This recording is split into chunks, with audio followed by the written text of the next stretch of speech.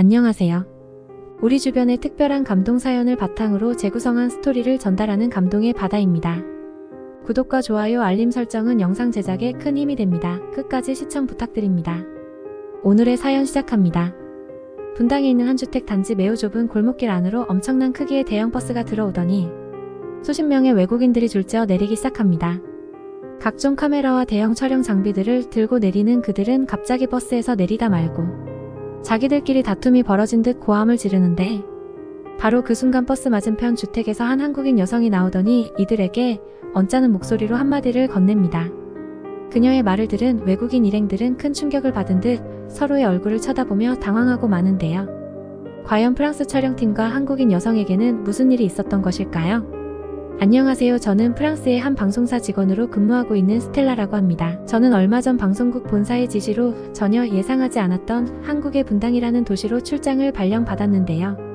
최근 프랑스에서는 이상하게도 한국에서 만들어지는 콘텐츠들이 인기가 많아지게 되었고, 그래서 그런지 저희 방송국에서도 한국과 관련된 콘텐츠를 늘리라는 본사의 지침이 있었습니다. 결국 어느 날 저희 직속 감독님께서는 저희 촬영팀 전원이 방송국 최초로 한국 촬영을 담당하게 되었다는 청천벽력과도 같은 회의 내용을 전달하셨어요. 정해지지 않았지만 방송국 내부에서는 시청률에 급급했던 것인지 일단은 현장 촬영팀만이라도 한국으로 하루빨리 떠나기를 바라셨고, 저와 감독님을 포함한 총 30명의 인원은 강제로 한국으로 가게 되었죠.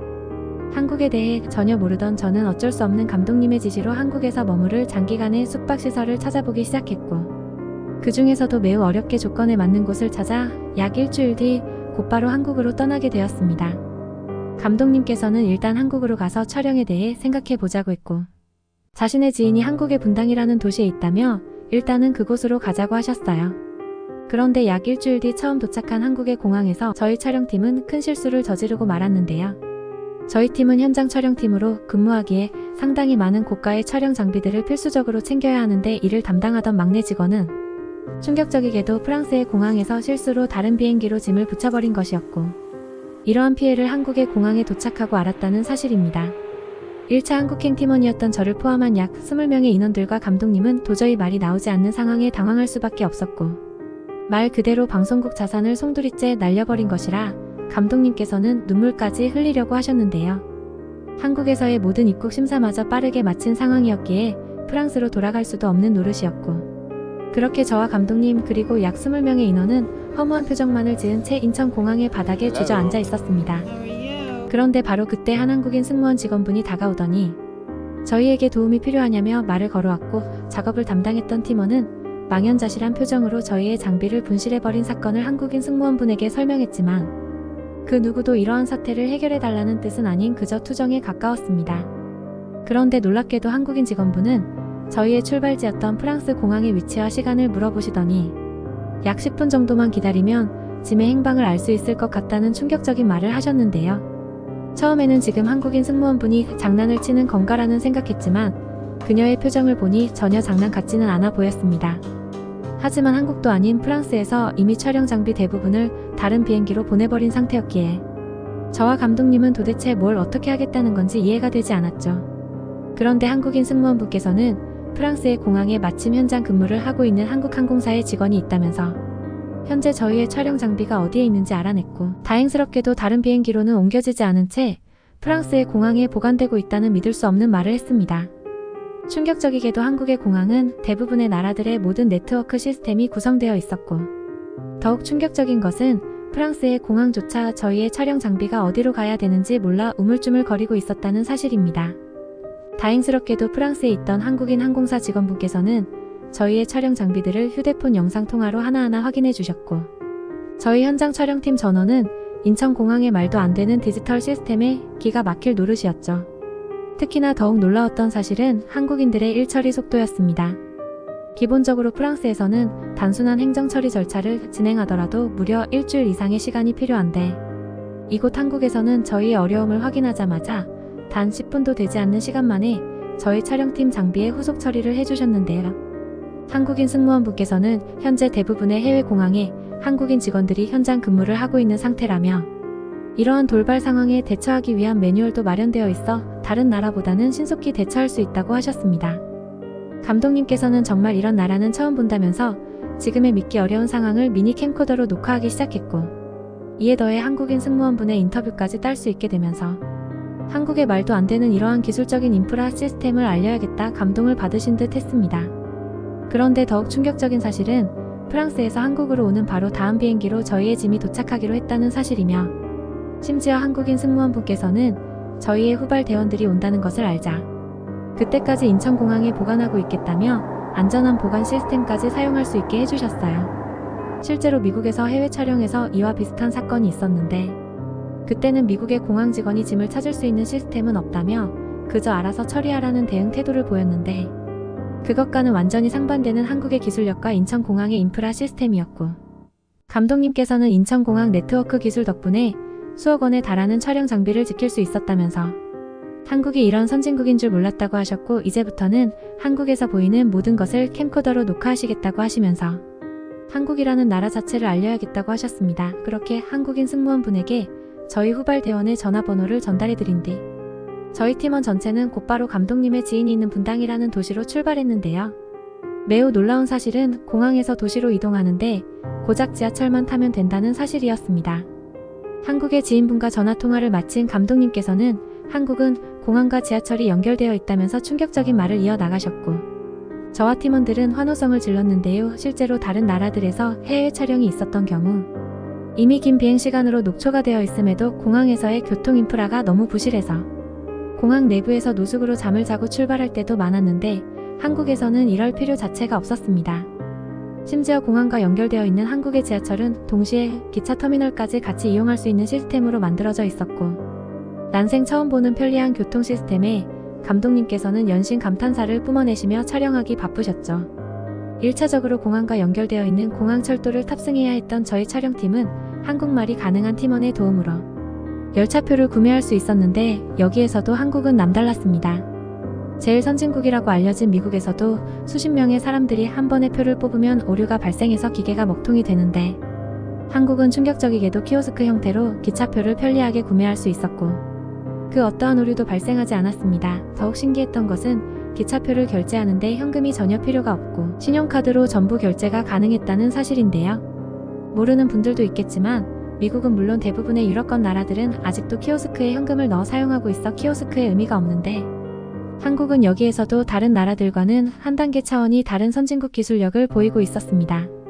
한국이라는 나라가 그저 평범하거나 프랑스보다 조금 못 사는 나라일 거라고 생각했었지만, 실제 처음 겪어본 한국은 이런 첨단 시스템이 가능하다라는 것이 감탄사를 내뱉게 하는 도시였고, 기차를 타는 한국인들 대부분은 나이가 많은 중년분들도 매우 멋지게 차려입고 있어서 그 나라의 수준을 알 수 있었죠. 그런데 기차 내부에서도 한국의 놀라움은 끊이지 않았습니다. 감독님께서는 공항에서부터 캠코더를 사용해서 배터리가 거의 없는 상태였는데, 충격적이게도 기차 내부에 무료로 전기를 쓸 수 있는 콘센트가 바로 눈앞에 자리하고 있었기 때문인데요. 얼마 전 미국에서 기차를 탔다가 돈을 내지 않고 콘센트를 사용해서 벌금을 낸 적이 있던 감독님은 마침 앞에 앉아있던 한국인분에게 기차 콘센트를 써도 돈을 내지 않는 것이냐고 물어보았고, 한국인분은 다소 당황한 표정을 짓더니 자신도 콘센트를 이용해 노트북을 쓰고 있는 자연스러운 모습을 보여주셨습니다. 놀랍게도 한국은 이러한 기차 내부에 제공되는 전기를 사용하는 것에 전혀 돈을 내지 않는 신기한 나라였는데, 항상 전기가 부족했던 저희 촬영팀에게는 너무나 소중한 기차 시스템일 수밖에 없었고, 이때부터 몇몇 팀원들은 한국이 이렇게 살기 좋은 나라였었냐며 놀라는 반응을 보이기도 했습니다. 버스를 타고 편리하게 지하철로 갈아타자 약 1시간도 되지 않는 시간 만에 저희는 감독님의 지인이 있는 분당이라는 도시에 도착할 수 있었는데요. 평소에는 해외 촬영이었다면 중심 도시로 이동하는 것에 모든 체력이 소비되어 녹초가 되었어야 정상인데, 한국의 교통 인프라는 얼마나 편리하게 되어 있던지 전혀 이동의 피로감이 느껴지지 않았습니다. 눈앞에 보이는 분당이라는 도시를 처음 마주하게 되었을 때에는 프랑스와 상반되는 녹지가 풍부한 도시의 모습에 당황하게 되었는데요. 길을 하나하나 지나갈 때마다 쉴 수 있는 자연공원이 곳곳에 설치되어 있었고, 한국인들은 그러한 도시공원에서 자연스럽고 편안하게 휴식을 취하고 있었습니다. 치안이 좋지 않은 프랑스에서는 심각한 길거리 범죄의 문제 때문에 범죄자들의 아지트로 활용되고 있는 공원 자체를 없애고 있는 추세인데, 한국은 이와는 완전히 반대되는 현실이어서 감독님께서는 한국과 프랑스의 도시 모습과 기술력을 비교하는 프로그램을 제작하면 프랑스를 한 단계 더 발전시킬 수 있을 것 같다면서 계속해서 한국의 공원을 촬영했고, 실제로 공원 내부도 너무나 깨끗하고 쾌적하게 관리되어 있었습니다. 너무나 놀라웠던 사실은 한국의 도시공원 내부에 쥐가 전혀 보이지 않았다는 사실인데요. 프랑스에서는 공원을 제일 처음 떠올렸을 때 수십 마리의 쥐들이 공원을 돌아다니는 끔찍한 모습이 떠오르는데, 어째서인지 한국의 공원과 도시 길거리에서는 쥐의 형체조차 볼 수 없었습니다. 감독님께서는 그만큼 한국이 도시의 외관과 청결함을 수준급으로 관리하고 있는 증거라며 놀라워하셨고, 직장만 아니었다면 한국에 와서 살고 싶을 정도라며 한국에 완전히 빠지셨죠. 일단은 6개월 동안 머무를 호텔로 향하는 것이 급선무였던 저는 곧바로 휴대폰을 켜고 예약했던 숙소의 지도를 살펴보았고, 약 20분 뒤 저희 촬영팀 전원은 숙소 앞에 도착할 수 있었습니다. 그런데 숙소 앞에 도착한 순간 저뿐만 아니라 팀원들 전체는 서로의 얼굴을 마주보며 당황할 수밖에 없었는데요. 감독님께서는 지금 이곳이 예약한 호텔이 맞냐며 화를 내시기까지 했고, 저는 영거프 예약 메일을 살펴봤지만 이곳이 틀림없었습니다. 당황스럽게도 그곳에는 호텔이 아닌 나무로 지어진 주택이 자리 잡고 있을 뿐이었고, 전혀 호텔처럼 느껴지지 않았는데요. 그런데 그 순간 나무집 내부에서 한 젊은 한국인 여성분이 나오시더니 저의 이름을 부르시고 이곳으로 예약한 성함이 맞다면서 뜬금없이 안으로 들어오라는 말씀을 하셨습니다. 그런데 나무집의 내부로 들어간 순간 감독님은 헉하는 소리와 함께 캠코더를 꺼내 드셨고, 저와 팀원들도 굉장히 당황할 수밖에 없었는데요. 그곳에는 볼품없어 보이던 외관과 달리 대리석으로 만들어진 실내 수영장은 물론 돌을 깎아 만든 쉼터까지 있었고, 이러한 나무와 돌의 자재들에 고급스러움이 느껴졌기 때문입니다. 당황한 저희의 모습을 보신 나무집 주인 여성분은 이곳은 한국에서 한옥으로 불리는 전통 한옥 호텔이라며 일반적인 호텔과는 전혀 다르지만 이곳이 장기간 머물기에는 더 좋을 것이라며 한옥 호텔 내부를 안내해 주셨는데요. 그런데 바로 그때 한국말을 할 줄 알던 팀원은 이게 그 유명한 한옥이면서 한옥이 한국의 매력을 그대로 느낄 수 있는 일종의 문화재와 다름없다는 설명을 하기 시작했습니다.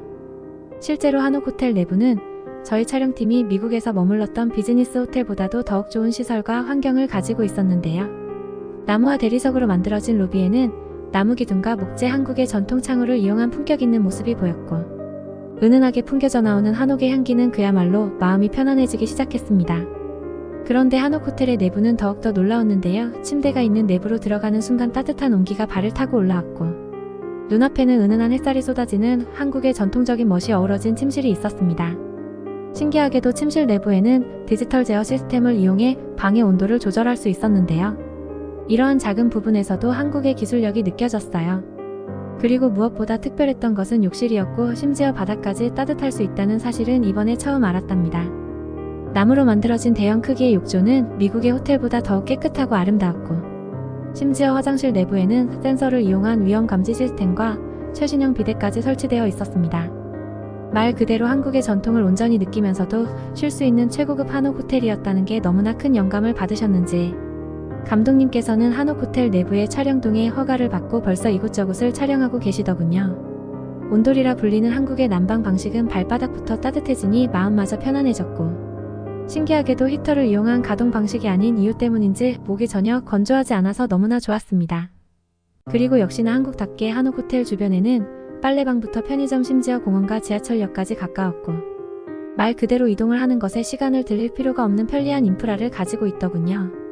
한국에 오기 전까지만 해도 촬영의 주제를 정하지 않았던 감독님께서는 한옥의 매력에 대한 촬영을 해보자면서 저와 팀원들을 설득하셨습니다. 한옥과 한강 그리고 분당이라는 도시를 중점적으로 촬영했습니다.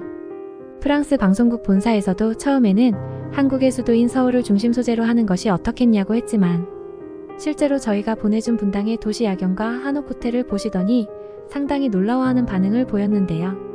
1차 편집본을 마무리해 프랑스에서 방영한 저희 팀의 한국과 한옥에 대한 프로그램은 방송국 역사상 최고의 시청률을 기록했고, 심지어 그날 이후 프랑스 여행사에서는 한국의 한옥을 경험하는 패키지 상품을 구성하기까지 했습니다. 한국은 예상과 달리 너무나 살기 좋은 자연 환경을 가지고 있었고, 이러한 자연 경관 사이에서도 카드 하나로 모든 것을 사용할 수 있는 한국의 도시 인프라가 독보적이었다고 생각했고, 약 6개월 동안 분당의 한옥 호텔에서 머물며 경험한 한국은 지내면 지낼수록 신기한 것이 많은 나라였습니다. 무엇보다 이곳 한국에 대해 더욱 많은 사람들에게 알리고 싶은 목표가 있는 저희 촬영팀은 오늘도 한국에서 지내고 있는 지금의 삶에 너무나 감사하고 있습니다. 라는 사연을 보내주셨습니다. 지금까지 감동의 바다가 전해드렸습니다. 저희가 전달해드리는 사연이 시청자분들의 하루에도 작은 힘이 될 수 있었으면 좋겠습니다. 구독과 좋아요, 알림 설정은 영상 제작에 큰 힘이 됩니다. 좋은 하루 되세요. 감사합니다.